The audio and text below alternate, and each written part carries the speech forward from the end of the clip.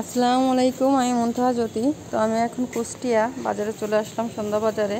তো দেখেন, এটা সবারই প্রিয় একটা খাবার, পুঁইশাকের ফল। অনেকে এটা পুঁইশাকের বিচিও বলে থাকেন, যে যেমন করে বলে থাকেন এই আর কি। তো সামনে বেঁধে গেল, এই জন্য এটা নিয়ে নিলাম। এটা খেতে অনেক মজা। আমরা এটা নারকেলের দুধ দিয়ে খাই। দেখেন, পেকেও গেছে।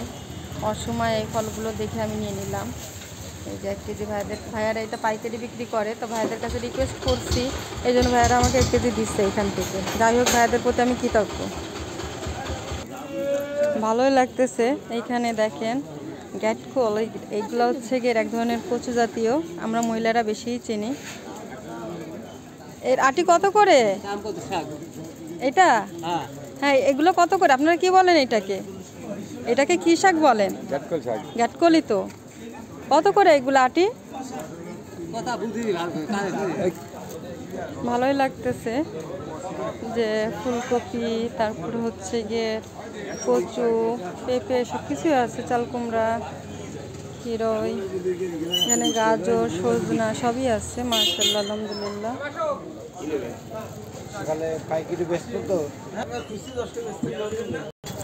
আমি বাজারে অনেক ভিতরে গেছিলাম, ওইদিকে মাছ বাজার, বাট আমি ওইদিকে আর যাবো না এখন, অনেক রাত হয়ে গেছে, বাসায় ফিরতেছি। ভালোই লাগলো। এটা কুষ্টিয়ার বড় বাজার না, এটা হচ্ছে সন্ধ্যা বাজার। তো এই ভাইয়াদের এইখান থেকে আমি টুকটাক কেনাকাটা করলাম। আর এই ভাইয়াদের কাছে আমি হচ্ছে গিয়ে গরু দুধের জন্য আমি হচ্ছে গিয়ে ভাইয়াদের কাছে টাকা দিয়ে রাখছি। আগামীকাল ভাইয়া হচ্ছে গিয়ে দাদা হচ্ছে বাসা থেকে দুধ এনে দেবে ইনশাল্লাহ। হ্যাঁ, সে আশায় থাকি। তো ভালোই লাগছে, সব কিছু মিলাই কুষ্টিয়া এসে আমার খুব ভালো লাগতেছে, সব কিছু ন্যাচারালি। যাক, আলহামদুলিল্লাহ। ভাইয়াদের এইখানে হাঁটতে হাঁটতে চলে আসলাম।